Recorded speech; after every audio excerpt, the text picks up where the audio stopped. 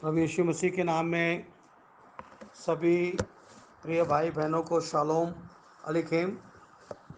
ये message record किया जा रहा है हमारे प्रिय भाई बहनों के लिए जो GCNTSD ग्रुप न्यू मुंबई से हैं।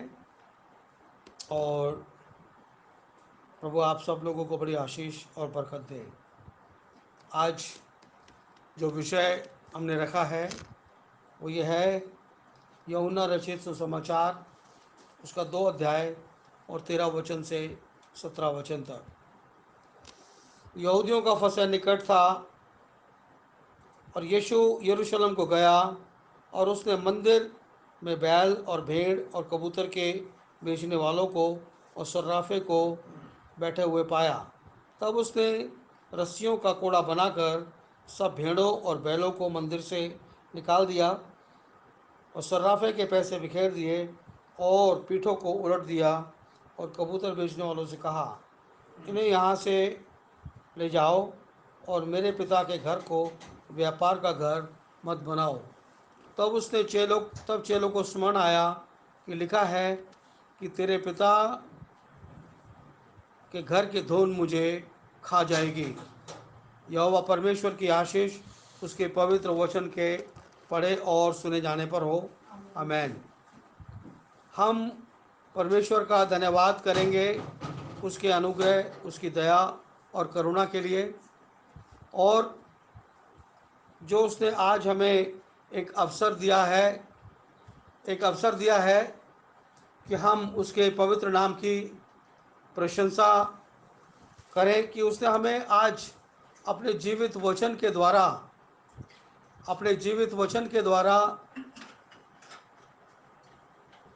हमें एक अवसर ऐसा प्रदान किया कि हम उसकी अंतःकरण से गहराइयों को समझने पाए कि वचन वास्तव में क्या कहता है। हम परमेश्वर के जो वचन की हम बात करते हैं या परमेश्वर के भवन की हम बात करते हैं तो बहुत सारे लोग इसको सिर्फ एक रिटन वर्ड के रूप में लेते हैं जो बाइबल के अंदर दर्ज किया गया है, और परमेश्वर के भवन को केवल एक बिल्डिंग मानकर अपनी संतुष्टि को करते हैं। इसका इतना गहरा संबंध है हमारी जिंदगियों से, अगर हम उसको बड़े ध्यानपूर्वक देखने का प्रयास करें अपनी आत्मा से। क्योंकि परमेश्वर का भवन की यहाँ पर बात हो रही है, और परमेश्वर के भवन के लिए प्रभु यीशु मसीह ने यूहन्ना रचित सुसमाचार में ये कहा, मेरे पिता के घर को व्यापार का अड्डा मत बनाओ। ये परमेश्वर का घर है कौन सा? क्या वो घर है जो ईंटों से, पत्थरों से, संगमरमर से बनाकर एक बिल्डिंग का निर्माण किया जाता है? अक्सर आज तक लोग यही समझते आए हैं कि वो परमेश्वर का भवन ही परमेश्वर का घर है। मगर बाइबल क्या कहती है? बाइबल कहती है कि तुम जीवते परमेश्वर के मंदिर हो। तुम जीवते परमेश्वर के मंदिर हो, और जो कोई इस मंदिर को नाश करेगा, परमेश्वर उस मंदिर को क्या करेगा? नाश कर देगा। अब जब हम इस बात को देखते हैं, पहला कुरिन्थियों 3 अध्याय 16 और 17 वचन में लिखा है क्या तुम नहीं जानते कि तुम परमेश्वर का मंदिर हो और परमेश्वर का आत्मा तुम में वास करता है? यदि कोई परमेश्वर के मंदिर को नष्ट करेगा तो परमेश्वर उसे नष्ट करेगा, क्योंकि परमेश्वर का मंदिर पवित्र है और वो तुम हो। और अगर आज तलक हमने केवल उस मंदिर की परिकल्पना अपनी जिंदगियों से की है, जिसे हम आज की भाषा में चर्च कहते हैं, और चर्च डिफरेंट नेम से एक सिटी के अंदर अलग अलग नामों से देखने में आते हैं, अच्छी सुंदर बिल्डिंग होती है। वो जो बिल्डिंग होती है जहाँ पर लोग गैदर्ड होते हैं, that is a assembly place, a place to be assembled to praise the living God. एक इकट्ठा होने की जगह जहाँ पर पवित्र लोग, संत लोग इकट्ठे हों और जीवित परमेश्वर के नाम को एग्जॉल्ट करें, उसको ऊंचे पे उठाएं, उसकी महिमा करें। ये एक अभिव्यक्ति है कि हम उसके नाम को ऊंचे पे उठाएं। उसका नाम अपने आप इतना ऊंचा है कि मनुष्य को उस ऊंचाई तक उठने की आवश्यकता है, क्योंकि उसने स्वर्ग से उतरकर मनुष्य का रूप धारण किया, और मनुष्य का रूप धारण करके उसने मनुष्य के ऊपर जो हमेशा के लिए एक फंदा था मौत का, उसको उसने डंक तोड़ दिया, और उसके लिए उसको स्वयं उस मृत्यु का स्वाद चखना पड़ा। और जब उसने उस मृत्यु का स्वाद चखा और मुर्दों में से तीसरे दिन जी उठा, तो उसने उस शैतान को, जिसने बड़े फरेब के साथ हव्वा को बहकाया था, उसके पूरे षड्यंत्र को नाकाम किया और उसकी उस मंशा के ऊपर पानी फेर दिया। जो शैतान कहता था कि मैं अपना सिंहासन परमेश्वर के तुल्य बनाऊंगा, परमेश्वर के बराबर अपने सिंहासन को स्थापित करूंगा, तो प्रभु यीशु मसीह ने उसकी उस मंशा के ऊपर पानी फेर दिया। और जब उसकी मंशा के ऊपर पानी फेर दिया, उसके बाद जब परमेश्वर का पवित्र वचन प्रचारा गया और प्रभु यीशु मसीह ने कहा कि तुम जगत में जाके लोगों को चेला बनाओ, और जो बातें मैंने तुम्हें सिखाई हैं वो मानना सिखाओ, और जो बपतिस्मा लेगा उसका उद्धार होगा, और जो बपतिस्मा नहीं लेगा वो ऑलरेडी गुनहगार ठहर चुका है, क्योंकि उद्धार प्रभु यीशु मसीह के लहू से है। और जितने लोगों ने उस लहू को अपने ऊपर लिया, जितने लोगों ने उस लहू को अपने बीइंग के लिए अडॉप्ट किया, अपनी ज़िंदगी से रिपेंट किया, और रिपेंटेंस ऐसे ही नहीं आता, रिपेंटेंस केवल उन लोगों के आत्मा में आता है जो परमेश्वर की ओर से हैं। मैं एक वचन को पढ़ना चाहता हूँ, और ये केवल उन लोगों के पास होता है जो वास्तव में परमेश्वर से प्रेम करते हैं। और जो परमेश्वर से प्रेम नहीं करता, उसके पास कभी ये रिपेंटेंस का आत्मा नहीं आ सकता। और जब रिपेंटेंस का आत्मा उनके पास आ नहीं सकता, तो वो कभी भी उस अनंत जीवन के लिए वो प्रयास नहीं कर सकते जिसकी की डिमांड ये परमेश्वर का पवित्र वचन करता है। जो प्रेम नहीं रखता वो परमेश्वर को नहीं जानता, क्योंकि परमेश्वर प्रेम है। और जो प्रेम परमेश्वर ने हमसे रखता है वो इस बात से प्रकट हुआ कि परमेश्वर ने अपने इकलौते पुत्र को जगत में भेजा कि हम उसके द्वारा जीवन पाएं। पहला यूहन्ना 4 अध्याय और उसका 8वां और 9वां वचन मैंने आपके लिए पढ़ा। सो जो परमेश्वर की योजना है, परमेश्वर की योजना इंटरलिंक्ड है, इंटरकनेक्टेड है। जैसे एक हार बनाया जाता है, हार धागे के अंदर मोतियों को पिरोया जाना है। परमेश्वर का पवित्र वचन मोती है, और इतना सुंदर मोती है कि जिसकी दुनिया में कोई कीमत अदा नहीं कर सकता। इसीलिए परमेश्वर के पवित्र वचन में आया है कि अपने मोती सुअरों के आगे मत डालो, अपने मोती सुअरों के आगे मत डालो।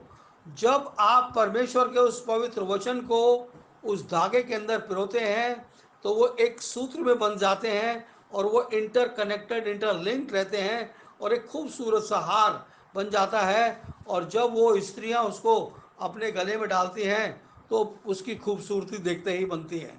ऐसे ही मैंने स्त्री का नाम लिया, वैसे ही ये परमेश्वर का पवित्र वचन है। जब हम इसको कड़ी से कड़ी मिलाकर इसके ऊपर ध्यान करते हैं, इसके ऊपर अपने विचारों को रखते हैं और परमेश्वर की इच्छा को समझने का प्रयास करते हैं, क्योंकि हम समझ नहीं सकते जब तक कि हम परमेश्वर से मांगे ना। हमको परमेश्वर से मांगना पड़ेगा, क्योंकि बाइबल कहती है जो खटखटाएगा उसके लिए खोला जाएगा, जो मांगेगा उसे दिया जाएगा, और जो ढूंढेगा वो पाएगा। ये सारी चीज़ें लोगों को लगता है कि शायद मुझे धन दौलत ढूंढनी है, शायद मुझे रुपया पैसा खोजना है, शायद मुझे इमारतें बनानी हैं, मोटर गाड़ियां, हेलीकॉप्टर खरीदना है। आज पिछले 100 सालों से बड़े बड़े कंट्रीज़ के जो प्रचारक हैं वो अपने एयरक्राफ्ट, पर्सनल एयरक्राफ्ट के अंदर घूम रहे हैं और हेलीकॉप्टर्स के अंदर घूम रहे हैं।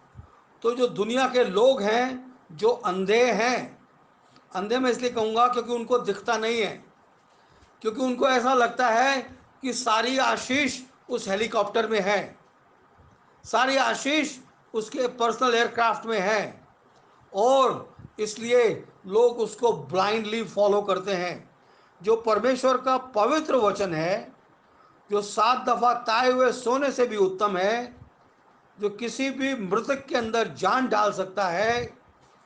प्रभु यीशु मसीह जब लाजर की कब्र पर गए तो मार्था रो रही थी और कह रही थी कि प्रभु अगर तू होता तो मेरा भाई कदाचित ना मरता। तो उसने कहा तेरा भाई फिर जिएगा। वो कहती हाँ मैं जानती हूँ, वो तो जब न्याय होगा तो न्याय के दिन वो जलाया जाएगा। तो प्रभु यीशु मसीह ने कहा जीवन और पुनरुत्थान मैं हूं, जो मुझ पर भरोसा करता है वो कभी नहीं मरेगा। इसलिए उसने आवाज मारी और लाजर 4 दिन का मुर्दा अपने उस लिबास में लिपटा हुआ बाहर उठ के चला आया। बाइबल कहती है कि तुम जीवते परमेश्वर के मंदिर हो। आज हम दुनिया में देखते हैं कि दुनिया के लोगों ने जो जीवित मंदिर है उसको व्यापार में लगा रखा है। अगर आपकी जीविका के लिए आपको कुछ करना पड़ता है, वो डेफिनेटली इस भागदौड़ से एग्जेम्प्टेड है। आपको हो सकता है कि दूसरे लोगों की पनिस्पत आपको ज़्यादा मेहनत करनी पड़ती है केवल अपने परिवार के लिए 2 वक्त की रोटी अर्जित करने के लिए, मगर ये उस व्यापार की दौड़ धूप से बाहर है जो धन इकट्ठा करने के लिए लोग करते हैं। इन दोनों में फर्क है, क्योंकि मनुष्य को जीवित रहने के लिए परमेश्वर ने अपना वचन तो दिया, उसके साथ उसने अनाज भी दिया, उसने पानी भी दिया, रहने के लिए एक शेल्टर का भी इंतजाम करवाया, और यह सब परमेश्वर की तरफ से है। और परमेश्वर चाहता है कि हर एक मनुष्य जो उसकी संतान है वो भी, और जो उसकी संतान नहीं है वो भी न्याय के दिन तक एक समान रहें, ताकि कोई एक दूसरे के ऊपर टीका टिप्पणी ना कर सके, क्योंकि न्याय करने वाला परमेश्वर तो न्यायी है और वो सच्चाई के साथ न्याय करेगा। बहुत सारे लोगों को ये बात समझ में नहीं आती है कि कुछ बातें हम देखते हैं यहाँ पर लिखी हुई हैं, उसका मतलब कुछ और है और उसका मतलब कुछ और है। लोग इनको बड़े सहज में लेते हैं और किस्से कहानियों की तरह समझने का प्रयास करते हैं। बट बाइबल एक विचित्र पुस्तक है, और इस विचित्र पुस्तक के अंदर व इस विचित्र पुस्तक के अंदर कुछ ऐसी बातें लिखी हैं जो हर इंसान जिसको नहीं समझ सकता। अब आप कहेंगे क्यों नहीं समझ सकता? आपका सवाल ये भी हो सकता है कि क्यों नहीं समझ सकता। उसके लिए भी एक जवाब है, और वो जवाब हमें इसी गॉस्पल के अंदर मिलता है। मैं दोनों चीज़ें निकाल लेता हूँ, फिर मैं आपके साथ कोट करता हूँ बाइबल में कि वास्तव में बाइबल इस विषय में क्या कहती है। पहले मैं वो पढ़ना चाहूँगा जो अक्सर लोगों को समझ में नहीं आता और लोग कंफ्यूज महसूस करते हैं अपने आप को। वो है इशाया नबी की पुस्तक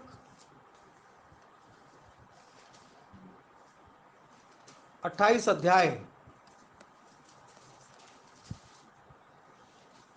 9 वचन से हम ध्यान करेंगे। वो किसको ज्ञान सिखाएगा और किसको अपने समाचार का अर्थ समझाएगा? क्या उनको जो दूध छुड़ाए हुए और स्तन से अलग किए हुए हैं? क्योंकि आज्ञा पर आज्ञा, आज्ञा पर आज्ञा, नियम पर नियम, नियम पर नियम, थोड़ा यहाँ थोड़ा वहाँ। परमेश्वर का वचन उन लोगों के लिए छितराया हुआ सा नजर आता है, क्योंकि वचन पूरी बाइबल के अंदर परमेश्वर ने दिया है। थोड़ा यहाँ दिया है, थोड़ा वहाँ दिया है। अब ये ऐसा क्यों हुआ और क्यों कर परमेश्वर ने ऐसा किया, उसके लिए आपको मत्ती रचित सुसमाचार उसका 13 अध्याय और उसके 10 वचन से मैं पढ़ता हूँ आपके लिए। चेलों ने पास आकर उससे कहा, तू लोगों से दृष्टांत में क्यों बातें करता है? उसने उत्तर दिया, तुमको स्वर्ग के राज्य की भेदों की समझ दी गई है, पर उनको नहीं। क्योंकि जिसके पास है उसे दिया जाएगा कि उसके पास बहुत हो जाए, और जिसके पास कुछ नहीं है उससे जो कुछ उसके पास है वो भी ले लिया जाएगा। मैं दृष्टांतों में इसलिए बात करता आया हूँ कि वे देखते हुए नहीं देखते, सुनते हुए नहीं सुनते, नहीं समझते। उनके विषय में इशाया की यह भविष्यवाणी पूरी होती है कि तुम कानों से तो सुनोगे पर ना समझोगे, आंखों से तो देखोगे पर तुम्हें सोचेगा नहीं, क्योंकि इन लोगों का मन मोटा हो गया है। ये कानों से ऊंचा सुनते हैं, उन्होंने अपनी आंखें मूंद ली हैं। कहीं ऐसा ना हो कि वे आंखों से देखें, कानों से सुने और मन से समझें और फिर जाएं और मैं उन्हें चंगा करूं। इसलिए उद्धार उन लोगों का है जिनके पास परमेश्वर का वचन है, उन्हें वचन और दिया जाएगा। जिनके पास धन है, जिनके पास वचन नहीं उनके पास धन है, तो उनको धन और दिया जाएगा, ताकि वो धन में फूलते रहें और धन को अपना ईश्वर समझें। उसी की वो पूजा अर्चना करें और उसके अंदर लिप्त होते चले जाएं। समय जब कटनी का आएगा तो स्वर्गदूत आएंगे, पहले उनका बंडल बनाया जाएगा जो कड़वे दाने हैं, और उनको एक बंडल बनाकर अलग रख दिया जाएगा जलाने के लिए। फिर अच्छे दाने बटोरे जाएंगे खत्ते में जमा करने के लिए। ये खत्ता कौन सा है? प्रभु यीशु मसीह ने कहा, मैं जाता हूँ कि तुम्हारे लिए घर तैयार करूँ, ताकि जब मैं आऊँगा तो तुम्हें अपने साथ ले जाऊँगा। उस खत्ते में रखने के लिए ये गेहूँ इकट्ठे किए जाएंगे, और ये गेहूँ सारे आसमान पे उठा लिए जाएंगे, और जब उठा लिए जाएंगे तो हवा में प्रभु से बातें करेंगे, हवा में प्रभु से बातें करेंगे, और उसकी प्रशंसा करते हुए वो स्वर्ग लोक चले जाएंगे। सदाकाल तक प्रभु का वहाँ पर वास होगा, उसके साथ उसके पवित्र लोग भी रहेंगे। और उसके विषय में लिखा है कि ना तो वहाँ पर भूख होगी, ना प्यास होगी, ना वहाँ पर उजियारे की आवश्यकता होगी, क्योंकि मेमना वहाँ पे प्रकाश देगा। वहाँ पर रात नहीं होगी, वहाँ पर रोग और व्याधि नहीं होगा। वहाँ पर परमेश्वर और परमेश्वर ही सब कुछ होगा। तो हमें इस पृथ्वी के ऊपर जब हम हैं और हमें एक उद्देश्य के साथ परमेश्वर ने इस पृथ्वी के ऊपर भेजा है, तो हमारा एक कर्तव्य है, और वो कर्तव्य हमें ये बतलाता है कि हम अपने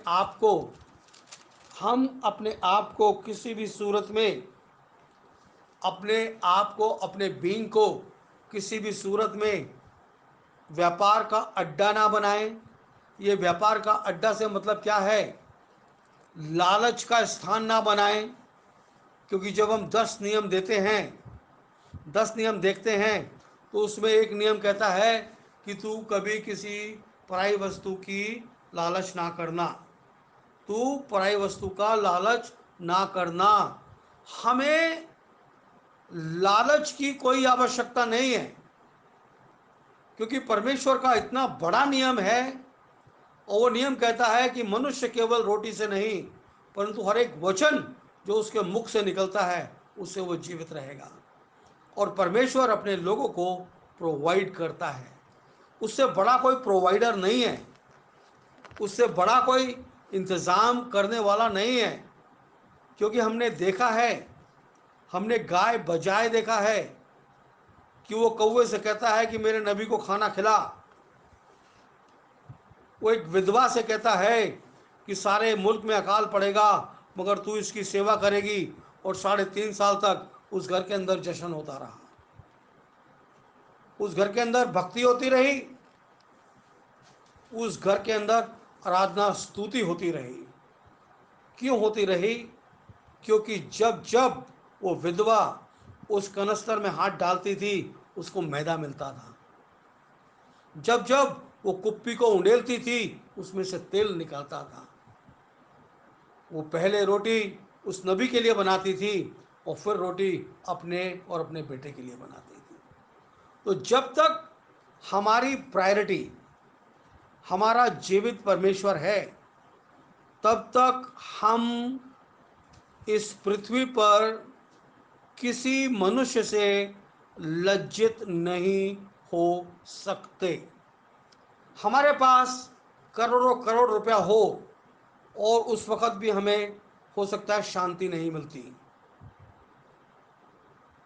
हमारे पास कुछ भी ना हो, उस वक्त हमको एक ऐसी असीम शांति मिलती है जिसकी की परिकल्पना असंख्य लोग इस पृथ्वी के ऊपर करते हैं, परंतु उसकी परछाई से भी वो महरूम हैं। ये क्या है? ये परमेश्वर का वो अनुग्रह है जो मनुष्य की और इस दुनिया की समझ से परे है। हमें अपने आप को सादगी में, सच्चाई में परमेश्वर के भवन में लेके अपने आप को चले आना है। आना उमंग में होना चाहिए।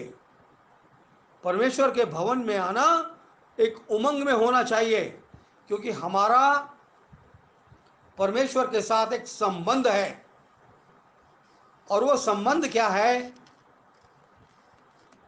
जब हम, अभी मैंने 10 नियम की बात करी, मैं दोबारा एक 10 नियम की बात करता हूं। चौथा नियम ये कहता है कि तू विश्राम के दिन को व्यर्थ ना जानना, तू उसका ऑनर करना, तू उसकी इज्जत करना। और बाइबल कहती है कि तुम जीवते परमेश्वर के मंदिर हो, और मंदिर अपने घर में बैठा रहता है, सभा में नहीं आता। और जीवित परमेश्वर अपने नियुक्त स्थान के ऊपर समय से हाजिर होता है। जब जीवित परमेश्वर अपने नियुक्त स्थान के ऊपर समय से हाजिर होता है, अगर वहां पर संतों का जमावड़ा होगा तो वो अपने जीवित परमेश्वर का इस्तकबाल करेंगे और उसके लिए एक भवन का निर्माण करेंगे, और उसमें जीवित परमेश्वर आकर अपना स्थान ग्रहण करेगा। और जब जीवित परमेश्वर उसके अंदर अपना स्थान ग्रहण करेगा, तो ये जो परमेश्वर का जीवित भवन बनने का जो अनुभव हमें प्राप्त होता है, क्या ये किसी और को प्राप्त हो सकता है? जवाब है नहीं। क्योंकि हम समय से पहुंचकर परमेश्वर का भवन बने, और जो समय हमने निर्धारित किया है उस समय पर प्रभु यीशु मसीह ने कहा, जहां मेरे नाम से 2 या 3 लोग इकट्ठे होते हैं, मैं वहां पर हाजिर होता हूं। जब वो समय के ऊपर हाजिर होने वाला परमेश्वर हमारे बीच में है, और हमने उसकी उस महिमा को, उस ग्लोरी को अनुभव किया और देखा, तो हम धन्य हुए, क्योंकि हमारा एक जीवित परमेश्वर के साथ संबंध है। हम जाएंगे तो परमेश्वर अपना स्थान वहाँ पर ग्रहण करेगा, और जब हम नहीं जाएंगे तो हमारे अलावा जितने लोग हैं वो जो भवन का निर्माण करेंगे, वो उस भवन में अपना स्थान ग्रहण करेगा। और हम जो एब्सेंट रह जाने वाले लोग हैं, वो उस महिमा से, उस ग्लोरी से महरूम रह जाते हैं। इसलिए बाइबल कहती है, इन्हें यहाँ से ले जाओ, मेरे पिता के घर को व्यापार का घर मत बनाओ। तब उसके चेलों को स्मरण आया कि लिखा है कि तेरे घर के धन मुझे खा जाएगी। अगर हमें परमेश्वर के घर की धुन होगी, अगर हमें परमेश्वर के भवन की धुन होगी, क्योंकि प्रभु यीशु मसीह को थी, और प्रभु यीशु मसीह को थी, उसको उसने मुर्दों में से तीसरे दिन जिलाया। अगर हम इस पृथ्वी पे कष्ट उठाते हुए, दुख और तकलीफ झेलते हुए, उन तमाम समस्याओं का सामना करते हुए जो इस पृथ्वी के ऊपर एक पवित्र जन के लिए ठहराई गई हैं, अगर हम ये सब कुछ करते हुए अपने इस सफ़र में आगे को बढ़ेंगे, तो क्या परमेश्वर हमें जब इस पृथ्वी का न्याय करने के लिए आएगा, तो क्या हमें मुर्दों में से ना जिलाएगा? क्या हमको आसमान पे ना ले जाएगा? क्या हमको अपनी शकीना ग्लोरी में स्थान नहीं देगा? क्या हमको ग्लोरीफाइड बॉडी में तब्दील नहीं करेगा? अवश्य करेगा, अवश्य करेगा। इसलिए हमें आज इस बात की आवश्यकता है कि हम अपने आप को संपूर्ण रीति से दुनिया के लिए, दुनिया से कट जाएं जब परमेश्वर के भवन की बात होती है, और अपने आप को शून्य करके परमेश्वर के चरणों में समर्पित करें। और परमेश्वर आपको उस शून्य के सामने एक और शून्य लगाकर और एक का डंडा लगाकर आपको 100% परफेक्ट करेगा, और आपको अपनी महिमा में उठाएगा। क्योंकि वो परमेश्वर है जो झूठ नहीं बोल सकता। वो परमेश्वर है जो अपनी कही हुई बात से नहीं मुकर सकता। इसलिए मेरे अजीज भाइयों और बहनों, आज जब हम इस पृथ्वी के ऊपर उस आशा को निहार रहे हैं जो आने वाले समय में प्रकट होने वाली है। और केवल हम ही नहीं निहार रहे, ये पृथ्वी भी आशा भरी निगाहों से परमेश्वर के पुत्रों के प्रकट होने की बाट जो रही है। वो पुत्र कौन है? वो पुत्र मैं और आप हैं। वो पुत्र मैं और आप हैं। और ऐसा नहीं है कि इसमें बेटियों का कोई स्थान नहीं है, क्योंकि परमेश्वर के बात करने की शैली यही है। क्योंकि वहाँ पर परमेश्वर ने जब अपने पुत्र आदम को बनाया, तो आदम के अंदर मनुष्य और स्त्री दोनों को बनाया, नर और मादा करके उसने उस आदम की सृष्टि की। और उन दोनों की मान्यता परमेश्वर की दृष्टि के अंदर बराबर है। हम सब लोग उसकी महिमा को देखेंगे। इसलिए हमने आज ये सबक देखा है कि हमें अपनी ज़िंदगी को, अपने बीइंग को किसी लालच लोभ से नहीं, परंतु परमेश्वर के लिए समर्पित करना है। क्योंकि हम परमेश्वर के जीवित मंदिर हैं। हम भवन में आएंगे तो परमेश्वर उस भवन में जिसका हम निर्माण करते हैं इकट्ठे होकर, उसके अंदर वो वास करता है, उसके अंदर वो चलता फिरता है, और वो फिर हमको ब्लेस करता है। और उसकी ब्लेसिंग्स क्या होती हैं?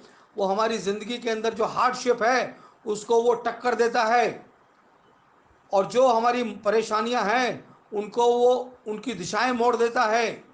हमारे कार्य संपन्न होने लगते हैं, और हम अपने जीवन में एक कदम और आगे बढ़ने वाले हो सकते हैं।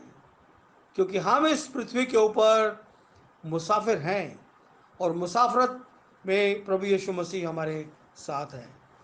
जितनों ने मसीह में बपतिस्मा लिया, उन्होंने मसीह को पहन लिया। अब हम नंगे नहीं हैं, हमने वो ग्लोरीफाइड गारमेंट पहन लिया है। इसलिए हम सब मिलकर प्रभु की प्रशंसा और तारीफ करें। प्रभु आप सब लोगों को बड़ी आशीष और बरकत दे। प्रभु आपके साथ रहें। आमीन।